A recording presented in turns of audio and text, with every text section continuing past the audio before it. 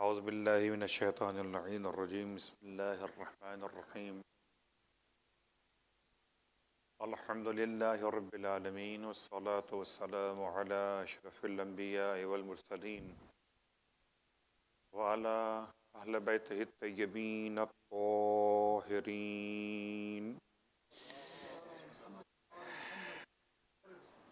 تعزیت پیش کرتے ہیں آج کے روز وفات کی مناسبت سے تمام خاندان اہل بیت کی بارگاہ مقدس میں اپنی جانب سے اور اپنے خانوادے کی جانب سے، جیسے کہ فقہی مسائل کے بیان سے پہلے روزانہ آپ کی خدمت میں کوئی ایک حدیث تلاوت کی جاتی ہے، اور آج جو حدیث تلاوت کی جا رہی ہے یہ فرمان امام محمد باقر علیہ السلام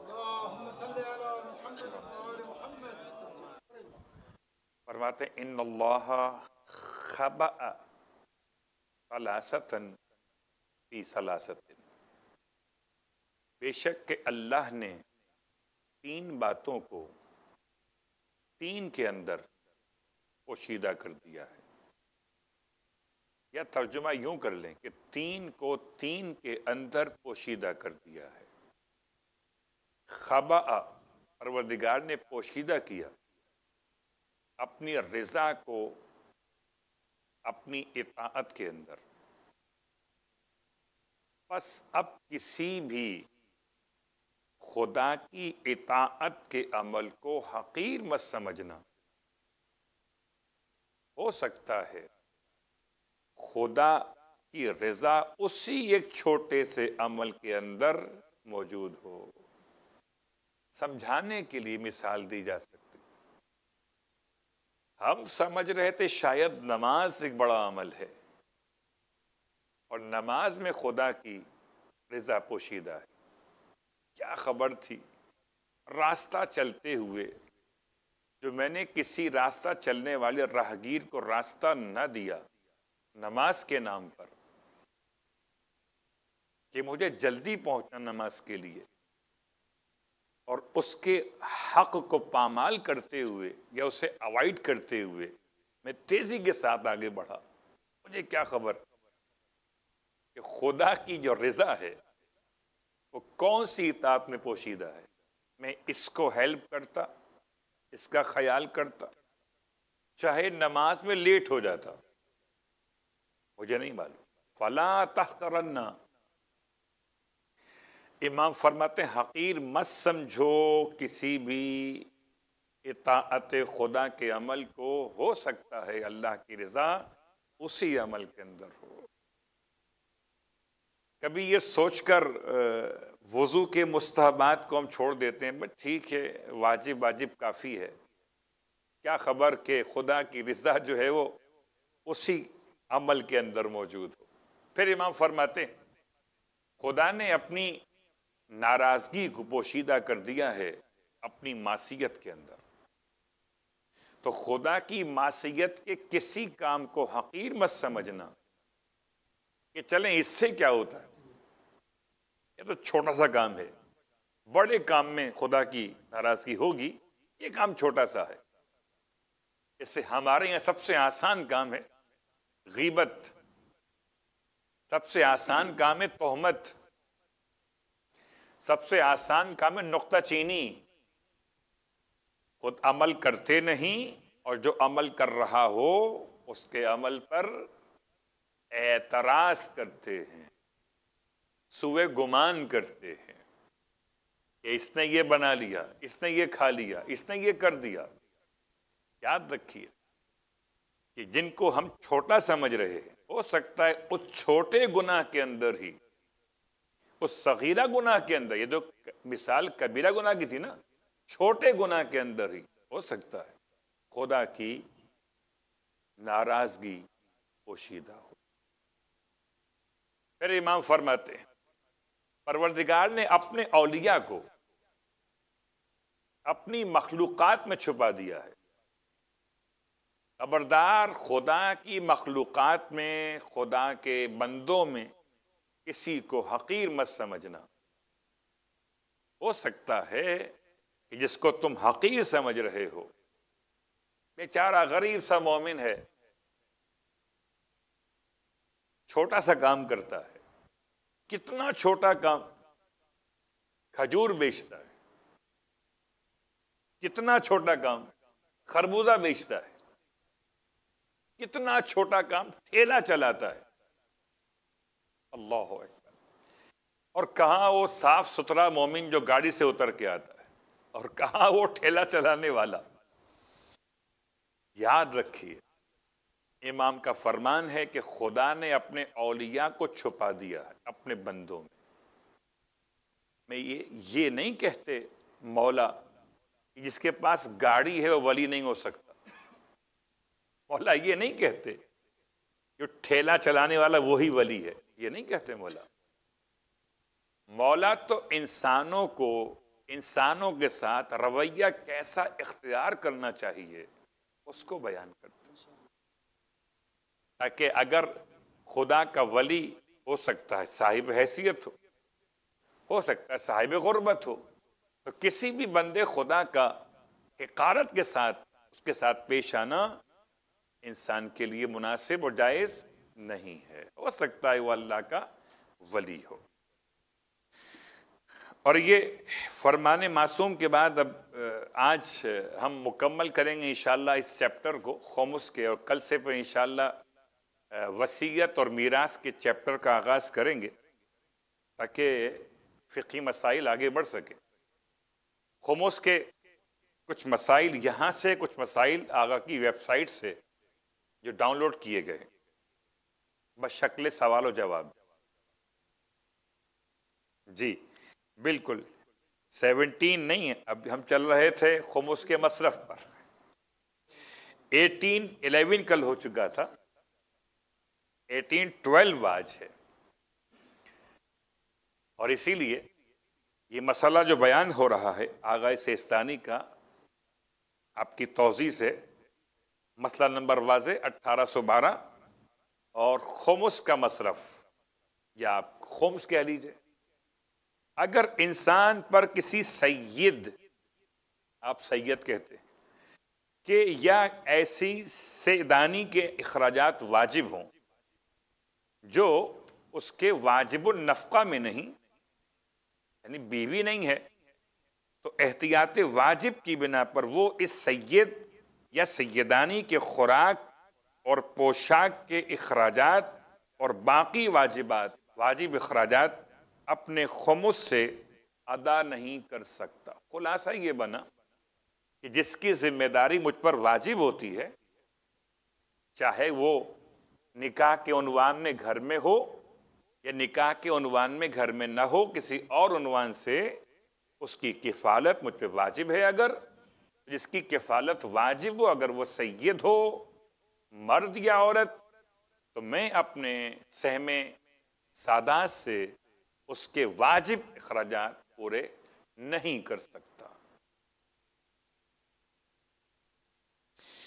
ہاں اگر وہ اس سید یا سیدانی کو خمس کی کچھ رقم اس مقصد سے دے دے کہ وہ واجب اخراجات کے علاوہ دوسری ضروریات پر خرچ کر لیں تو کوئی حرج نہیں۔ واجب تو میرے ذمہ ہے، واجب کا مطلب نان اور نفقہ میرے ذمہ، کھانا پینا اور کپڑا لتا میرے ذمہ، اس کے علاوہ تحفے تحائف دینا لینا، یا اس کے علاوہ کچھ اور چیز دل چاہے کھانے کو، اصل کھانے کے علاوہ کوئی اور دل چاہے خریدنے کا، موبائل وغیرہ، جیسے سمجھانے کے لیے مثال دیتا ہوں، اس مثال کو موضوع نہ بنائیے گا، کیونکہ آج کل ہمارے یہاں وہ کھانے پینے کے علاوہ سب سے بڑی جو ضرورت ہے وہ کیا ہے؟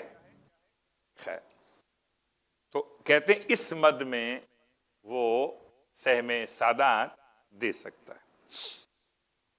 1813 مسئلہ نمبر، اگر کسی فقیر سید کے اخراجات کسی دوسرے شخص پہ واجب، مجھ پر نہیں ہے، آپ پر واجب مثلا، اور وہ شخص اس سید کے اخراجات برداشت نہ کر سکتا ہو، یا استطاعت نہ رکھتا ہو یا رکھتا ہو اور دیتا نہ ہو تو پھر ان کے زیر کفالت اس سید کو خمس یعنی کہ سہم سادات دیا جا سکتا ہے۔ 1814 احتیاط واجب یہ ہے کہ کسی ایک فقیر سید کو اس کے 1 سال کے اخراجات سے زیادہ خمس نہ دیا جائے۔ میکسیمم کسی ایک سید کو سہم سادات کتنا دے سکتے؟ کہ اتنا کہ اس کے 1 سال کے اخراجات کے لیے کافی ہو، اس سے زیادہ دینے کی اجازت نہیں ہے۔ یہ نہیں ہو سکتا جناب وہ میرا دوست سید ہے تو اس کو میں لاکھوں دے دوں، نہیں، وہ نہیں ہو سکتا۔ اس کے سال کے اخراجات مثلا ہزاروں میں ہیں تو اس کو لاکھ میں نہیں دے سکتا، شرعاً مجھے اس کا اختیار نہیں ہے۔ 1815 اگر کسی شخص کے شہر میں کوئی مستحق نہ ہو تو وہ خمس کو دوسرے شہر لے جا سکتا ہے، بلکہ اگر خمس کی ادائیگی میں سستی نہ سمجھی جائے تو مستحق ہوتے ہوئے بھی دوسرے شہر لے جا سکتا ہے۔ آغا سیستانی کا نظریہ مسئلہ خمس میں، مسئلہ فطرہ الگ ہے، مسئلہ خمس الگ ہے، لیکن ہر صورت میں اگر خمس تلف ہو جائے، ضائع ہو جائے، گن پوائنٹ پہ آپ سے مجھ سے چھین لیا جائے تو تلف شدہ مقدار کا ضامن ہے ہر صورت۔ کیا مطلب؟ شہر میں مستحق تھے تب لے گیا، نہیں تھے تب لے گیا، ہر صورت میں، چاہے اس کی حفاظت میں کوتاہی نہ کی ہو۔ اور خمس دوسری جگہ لے جانے کے اخراجات بھی اس خمس میں سے مائنس نہیں کر سکتا۔ یہاں سے اب پاکستان لے جائے اور پاکستان کا ایئر لائن کا ٹکٹ اس سے نکال لے، تو اس لیے آقا نے راستہ بند کر دیا۔ بڑے ہوشیار ہوتے ہیں ہم لوگ، اس بہانے چلو اپنا کام بھی ہو جائے گا۔ خیر، 1816 مسئلہ نمبر، ذمہ داری اسی کی ہے۔ ہاں، تلف ہو جانے کی صورت میں یہ ضامن ہے، چاہے اس کی حفاظت میں کوتاہی نہ بھی کی ہو، اس لیے لے جانا خطرے سے خالی نہیں ہے۔ 1816 اگر کوئی شخص حاکم شرع یا اس کے وکیل کی وکالت میں، حاکم شرع یا اس کے وکیل کی وکالت میں خمس وصول کرے تو وہ بری الذمہ ہو جاتا ہے۔ یعنی کیا مطلب؟ کہ اگر آپ نے حاکم شرع کو دے دیا یا حاکم شرع کے وکیل کو دے دیا اور اس نے وصول کر لیا تو اب بری الذمہ ہو گئے۔ اور اگر ان دو میں کسی ایک کی اجازت سے دوسرے شہر لے جائے، آغا فرمائیں اس سے کہ لے جاؤ پاکستان، ہندوستان لے جاؤ، ٹھیک ہے، لے جائیے، اور بغیر کوتاہی کے تلف ہو جائے تو ضامن بھی نہیں ہوگا۔ خود لے گیا ضامن ہے، آغا یا آغا کے نمائندے کی طرف سے لے گیا ضامن نہیں ہے اگر کوتاہی کے بغیر ضائع ہو جائے۔ 1817 یہ جائز نہیں کہ کسی چیز کی قیمت اس کی اصل قیمت سے زیادہ لگا کر اسے بطور خمس دے دیا جائے۔ مجھے خمس نکالنا ہے، سوچا کہ یہ سارا سامان اس پہ خمس ہو گیا، مطلب 1 لاکھ روپے، تو اب یہ گھڑی جو تھی میرے ہاتھ میں یہ تھی 80,000 کی، اسے لگایا لاکھ کا میں نے اور نکال دیا خمس کے نام پہ۔ یہ جائز نہیں کہ کسی چیز کی قیمت اس کی اصل قیمت سے زیادہ لگا کر اسے بطور خمس نکال دیا جائے۔ اور جیسا کہ پہلے آ چکا کہ کسی دوسری جنس کی شکل میں خمس ادا کرنا مطلقاً محل اشکال ہے۔ خمس چاول پہ واجب ہوا تھا، نکال دی آپ نے دال، یہ مسئلہ آ چکا ہے۔ تو یہ احتیاط واجب کی بنا پر آغا سیستانی کے نزدیک اس کی اجازت نہیں ہے، سوائے حاکم شرع یا اس کی وکیل کے اجازت کے ساتھ۔ اگر ایسا کرے تو جائز ہے۔ 18 مسئلہ نمبر، جس شخص کو خمس کے مستحق شخص سے کچھ لینا ہو، سید کو کچھ قرض دیا تھا اور اب جب خمس کا میرے پاس ٹائم آ گیا نکالنے کا اور چاہتا ہوں کہ اپنا قرضہ جو میں نے سید کو دیا تھا خمس کی رقم سے مائنس کر لوں، تو احتیاط واجب کی بنا پہ ضروری ہے کہ یا تو حاکم شرع سے اجازت لے یا خمس اس کے مستحق کو دے اور بعد میں مستحق شخص اسے وہ مال قرضے کی ادائیگی کے عنوان میں واپس لوٹا دے۔ اور وہ یہ بھی کر سکتا ہے نکالنے والا کہ خمس کے مستحق شخص کی اجازت سے، سید کی پرمیشن سے، اس کا وکیل بن کر خود اس کی طرف سے اس کے مال خمس کو اپنے پاس لے لے اور اس سے اپنا قرضہ چکا لے، قرضے سے اسے مائنس کر لے۔ 18-19 آخری مسئلہ آغا سیستانی کا خمس کے مصرف کے حوالے سے، مالک خمس کے مستحق شخص سے یہ شرط نہیں کر سکتا کہ وہ خمس لینے کے بعد اسے واپس لوٹا دے۔ کچھ ایسے مسائل پیش آتے ہیں کہ ہم سید سے ڈیلنگ کر لیتے ہیں کہ ہم تمہیں دیں گے تاکہ تمہارا ہاتھ لگ جائے اور پھر تم واپس کر دینا ہمیں، یعنی ایک جیب سے نکالیں گے دوسری جیب میں واپس لائیں گے۔ تو یہ ہیرا پھیری جو ہے آغا سیستانی نے اس سے منع کر دیا ہے۔ اولاً تو جو سید مستحق ہے نہیں اسے آپ دے نہیں سکتے، اور اگر وہ مستحق ہے تو اس سے واپس تو راستہ کلوز۔ ایسا کوئی راستہ نہیں ہے کہ سید کو پیسے دے کر پھر سید سے واپس لے لیے جائیں۔ سوال آغا سیستانی کی ویب سائٹ سے اور احکام جامع کے نام سے یہ کتاب استفتاء سوال و جواب کے اعتبار سے۔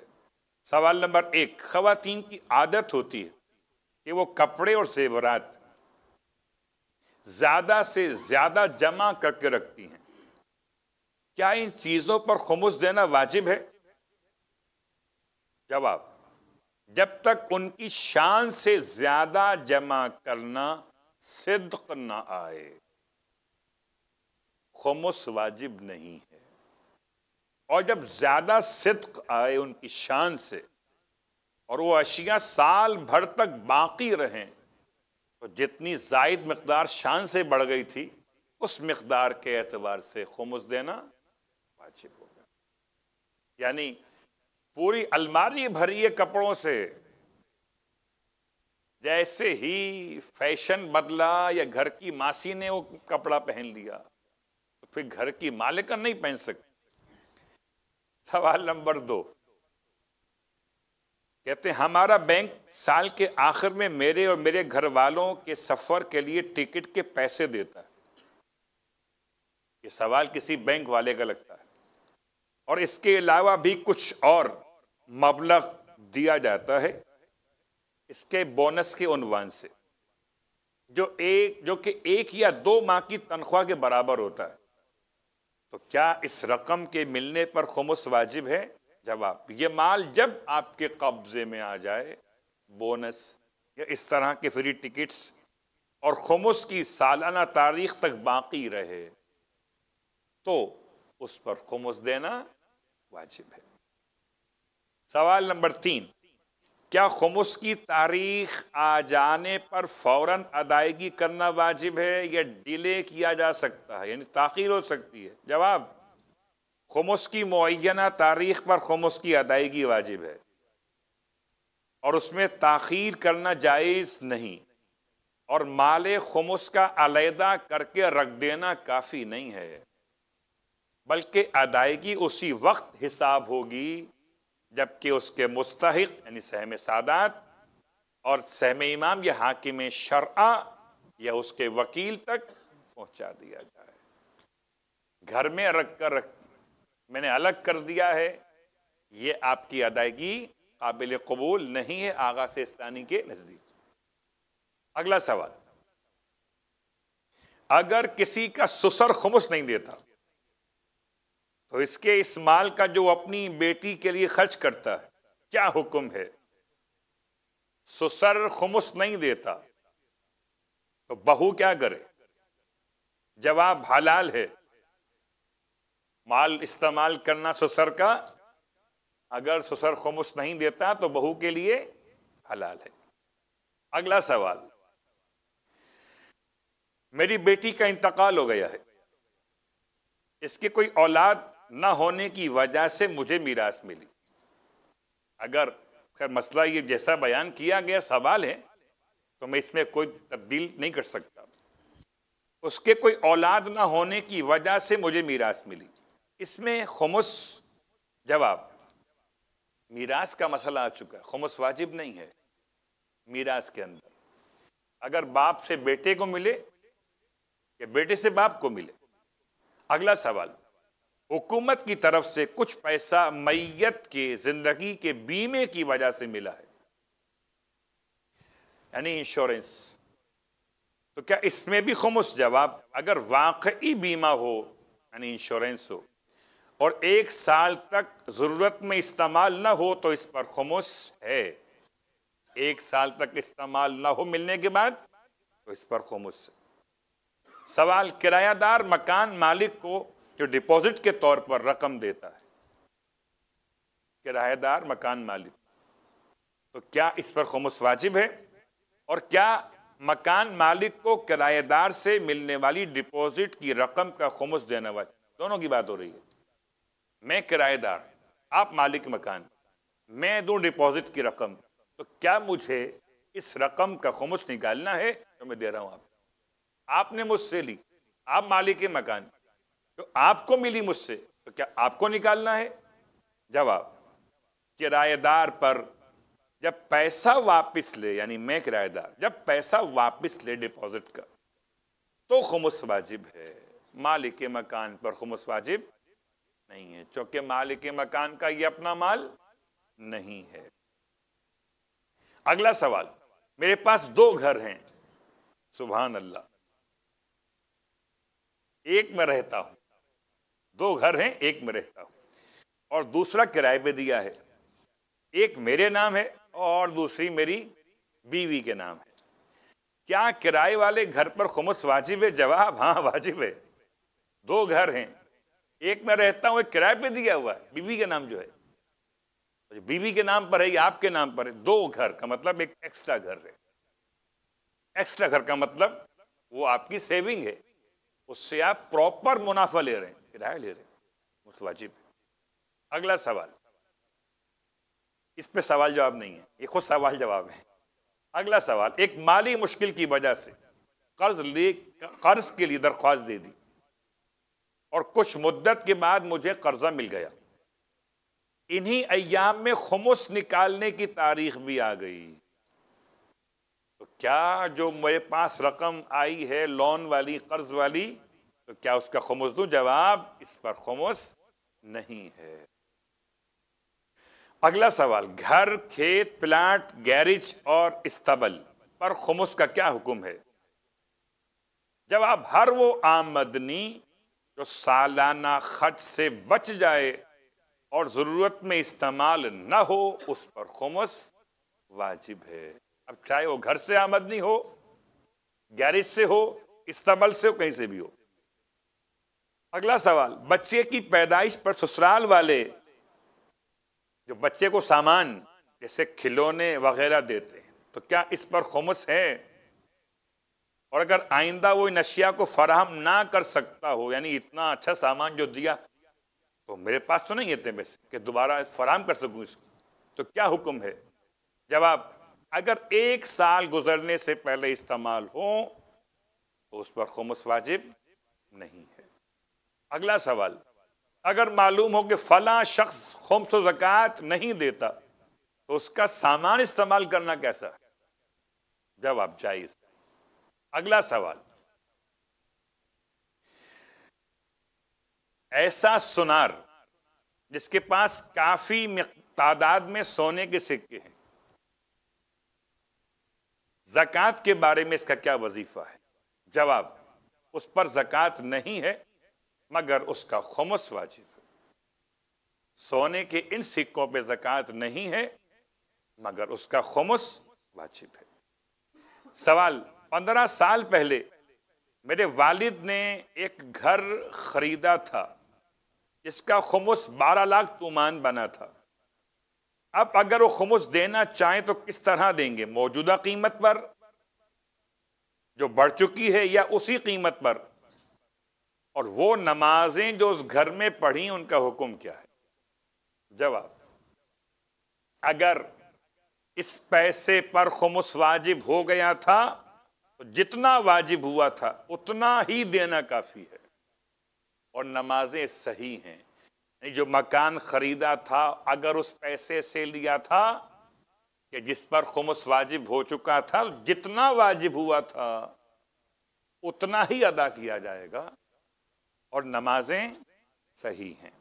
اگلا سوال، اور یہ بہت اہم سوال ہے، خمس کا دن کس طرح بدلا جا سکتا ہے؟ دن کا مطلب تاریخ۔ جواب، خمس کی تاریخ سے پہلے خمس دے دیں، اور پھر ہر سال اسی تاریخ پر خمس دیں۔ مثلا آپ کا حساب تھا سال میں مثلا سمجھیے 20 ماہ رمضان، تو کیا آپ تبدیل کر سکتے ہیں؟ جواب، جی کر سکتے ہیں، مگر کیسے؟ کیا 20 کے بجائے 10 ماہ رمضان خمس نکال دیں، پھر آئندہ سال آپ کی تاریخ ہو جائے گی 10 ماہ رمضان۔ ہاں، 1 منٹ میں ایک سوال ہو جائے گا۔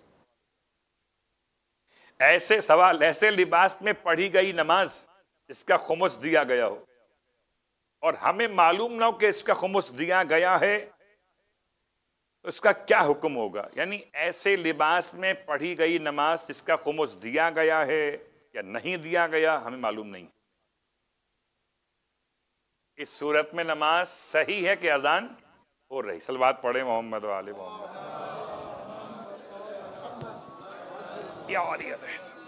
مومنین صفوں کو درست کر لیجئے تاکہ بعد میں آنے والوں کو زحمت نہیں ہو۔ موبائل یا تو سائلنٹ کر دیں یا سوئچ آف کر دیں تاکہ نماز میں ڈسٹربنس نہیں ہو۔ اعوذ باللہ من الشیطان الرجیم، بسم اللہ الرحمن